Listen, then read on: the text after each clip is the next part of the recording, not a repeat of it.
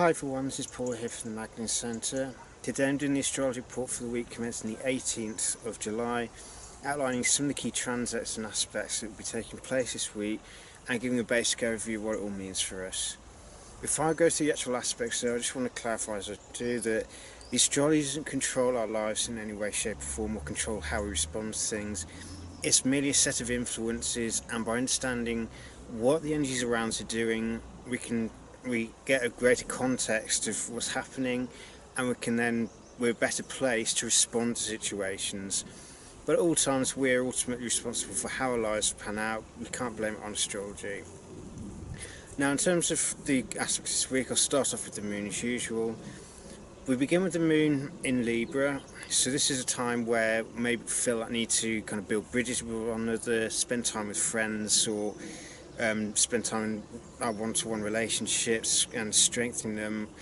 And if there's any kind of damage been done in time, just work on healing them and creating an atmosphere of harmony within those friendships. Then on Friday, the moon will move into Scorpio. So this is a time that it's good for delving deep within our psyches and trying to understand what are our true motivations for doing things. But also it's a time where we may observe how old beliefs or old hurts that we cling to are affecting the way we're responding to current circumstances. So Moon in Scorpio gives us an opportunity to release past events or our history or beliefs that limit us. On Sunday, the Moon will enter Sagittarius. This will be a time for exploring beliefs, exploring our philosophies, exploring the truth or seeking a wider truth or a wider context of things, and ultimately that emotional need for things to have meaning. And then on Tuesday, the moon will enter Capricorn, and this will be a time where we may need to try and apply whatever we've learned or put new philosophies into action and see how well they manifest for us.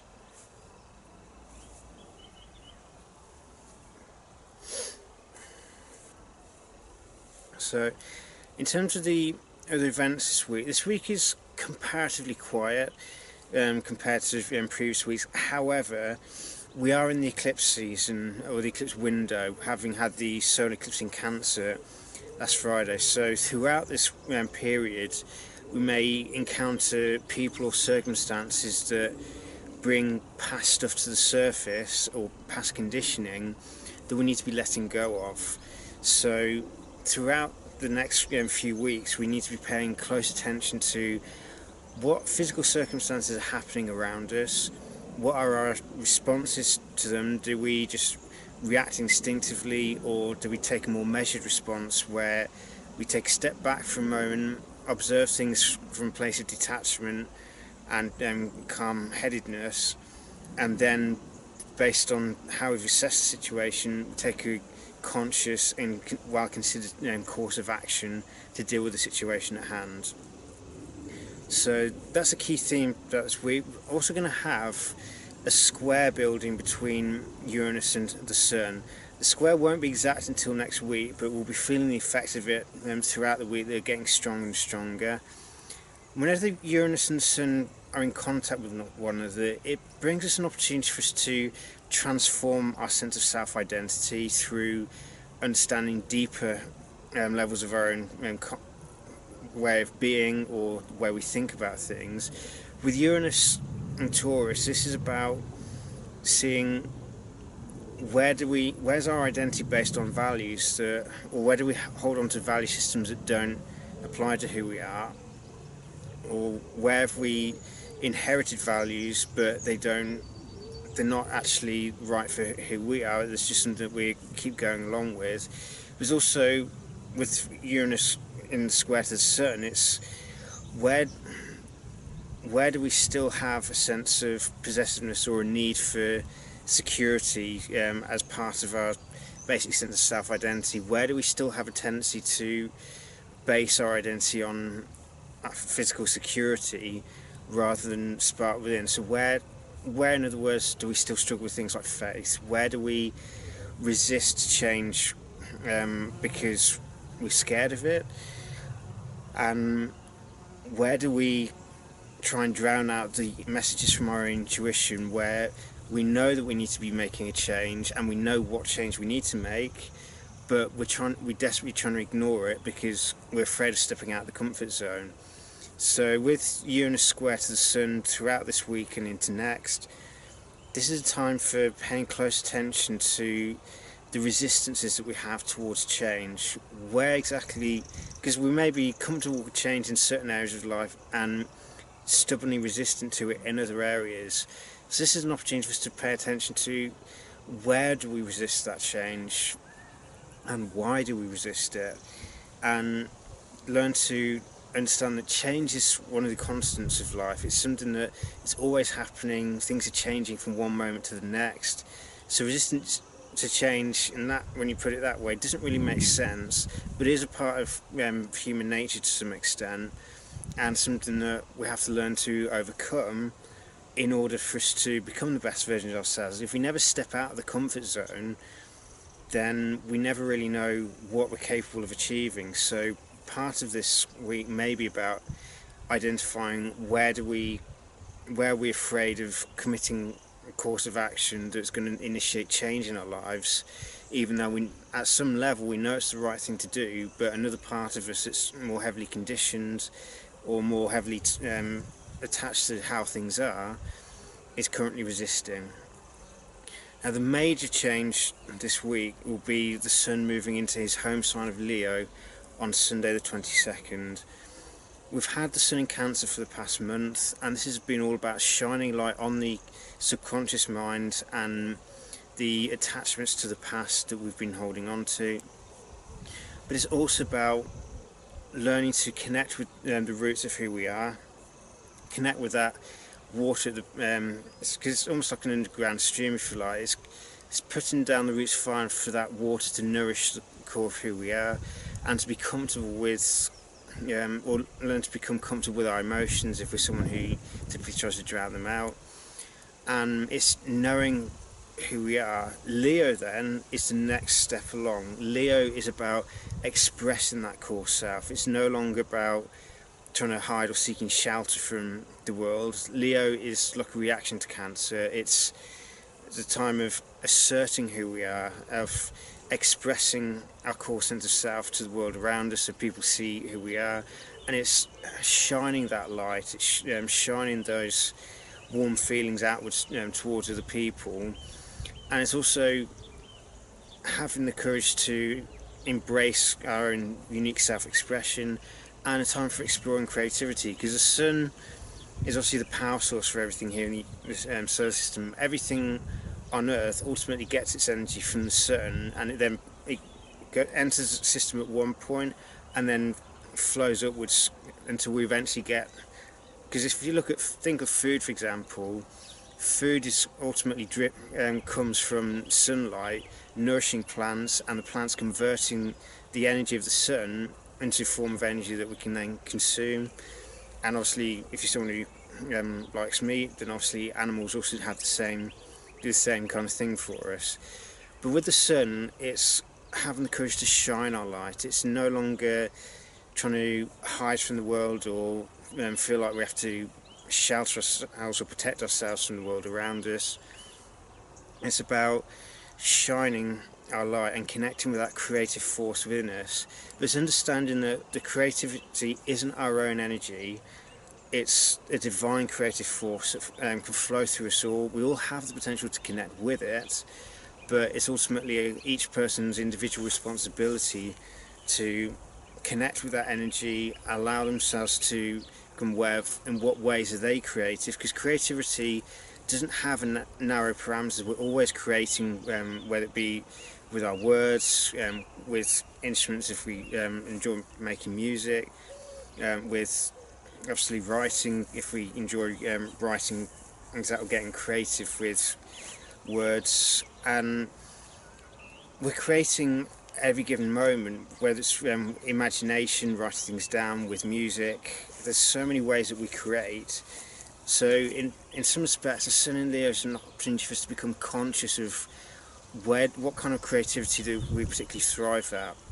What are we inspired to create, or what do we love making, and if we're someone who struggles with the idea of creativity or believes we're not creative, this is a key opportunity for us to work on understanding exactly how what kind of things we enjoy creating and what our creative abilities are.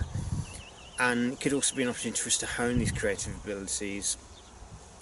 But Leo is also about embracing play, because play is obviously a key birthplace of creativity, and it's through playing, i.e. acting things out without being serious about it or without taking things seriously, that we can actually develop problem solving skills through getting inventive as to how imagining a problem and then coming up with creative solutions for it. But obviously the problem may not necessarily exist, but by embracing these sorts of activities where we imagine creative solutions to problems rather than just focusing on how things are at the moment, we can develop greater problem solving abilities further down the line. And also, this is a time for identifying what creative projects are we particularly good at, and which ones do we then decide later on when the sun moves into Virgo, okay, this is the project I really want to work on because the creative fire seems to be particularly strong with it. So how can we now take this current creative project and hone it through Virgo?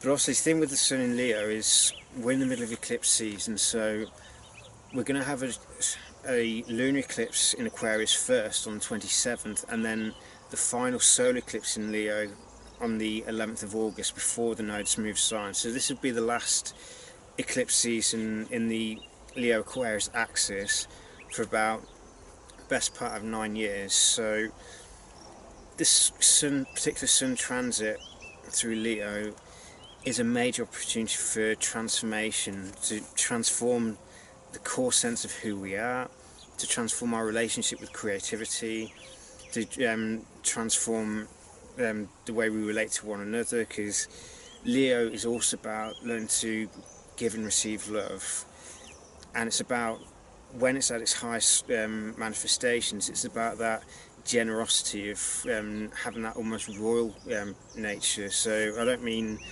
necessarily rich material or of any kind of real bloodline, but when Leo's manifests its highest, we embrace things like generosity. It's the joy of giving rather than trying to boost ourselves up at other people's expense. It's appreciating things like generosity, of mercy, of beneficence, of goodwill, and of emotional warmth and consideration towards one another. And if things do happen that are painful or anything like that, we don't show judgment, we learn to be merciful towards one another instead. I'll do another video on Sun Leo because I could go on and on here, and obviously it's going to dominate the report now, but with the Sun moving into Leo, if nothing else, this is an opportunity for us to connect with or learn to give and receive love for one another. So if we struggle to receive love, we're going to struggle to truly give it. So when someone does freely offer love to us, especially unconditional love, it's learning to see ourselves as worthy of accepting that love and receiving it, rather than trying to reject it out of fear because we don't believe ourselves to be worthy of love. And the more we work on this, and the more we learn to receive love and to reciprocate and give love back towards one another, the more we can create dynamics that are based around love rather than fear, and the stronger community spirit can be built through the strengthening of the individuals within it and the encouragement of embracing the creative talents that each one of us has, and each one of us has responsibility to develop and hone, because the creative gifts we have are not there purely for our own self-enhancement. They're also there to give to other people and to help enrich the lives of others, but that only happens when we work on ourselves. So with the Sun in Leo, it's an opportunity to work on ourselves, to learn to love ourselves, to receive love of other people, and to give that love back, so that the other person is also benefiting from the relationship we have. I'm not saying that it's necessarily romantic relationships here, it's relationships in general, but the more we can love ourselves and love one another, the more enriched our lives become, and the easier it is to embrace those creative abilities, because we're being real with one another, we're expressing our authentic self rather than hiding behind a mask, and life becomes a lot more joyful and a lot more enhancing as such.